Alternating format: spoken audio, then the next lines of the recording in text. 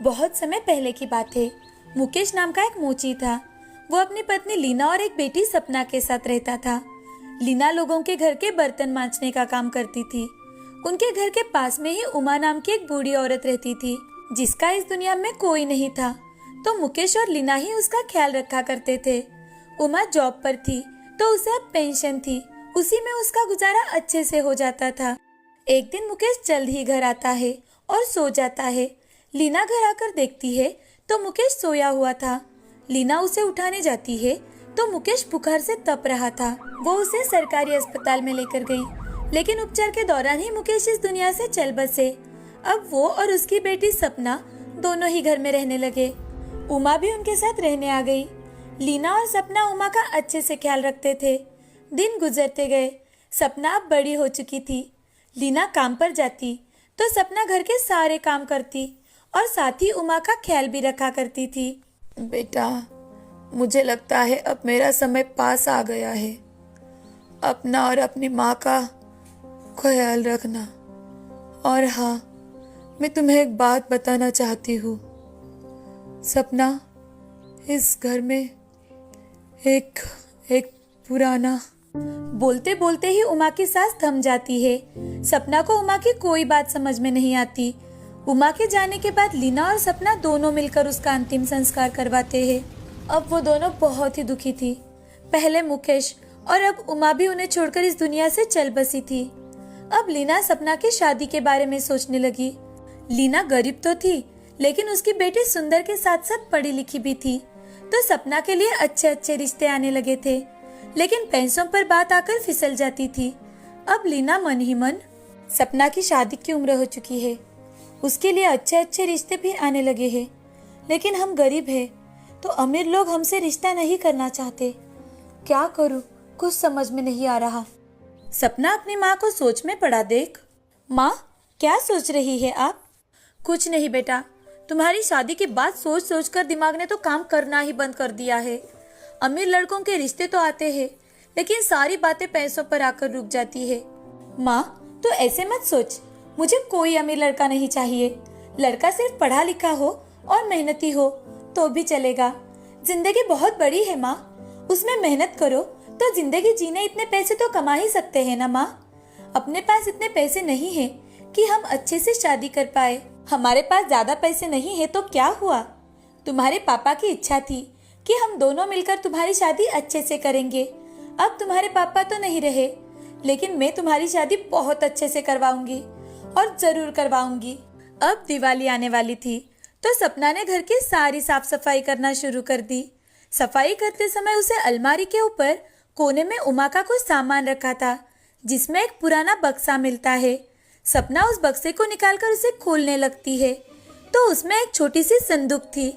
उसे खोलते खोलते सपना मन ही मन, शायद उमा दादी इस संदूक के बारे में तो कुछ नहीं कहना चाहती थी, लेकिन ये संदूक खुल क्यों नहीं रहा?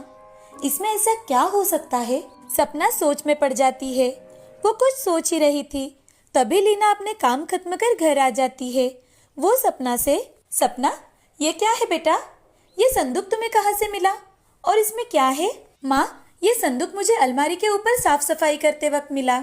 उमा दादी के सामान के पास था, लेकिन ये खुल ही नहीं रहा। न जाने कैसे खुलता है ये। दोनों सोच ही रहे थे कि अचानक से संदूक अपने आप खुल गई। संदूक के अंदर चमचमाती सोने की साड़ी थी। उस साड़ी को देख सपना और लीना की आंखें चमक उठी। वो चौंक गई। उन्हें कुछ समझ में आए तभी एक आवाज आती है, मैं जादुई सोने की साड़ी हूँ। तुम मुझसे जो भी चीज मांगोगी वो तुम्हें मिल जाएगी। उसका उपयोग लोगों की भलाई के लिए करना। लालच में आएंगे तो इसका सारा जादू खत्म हो जाएगा।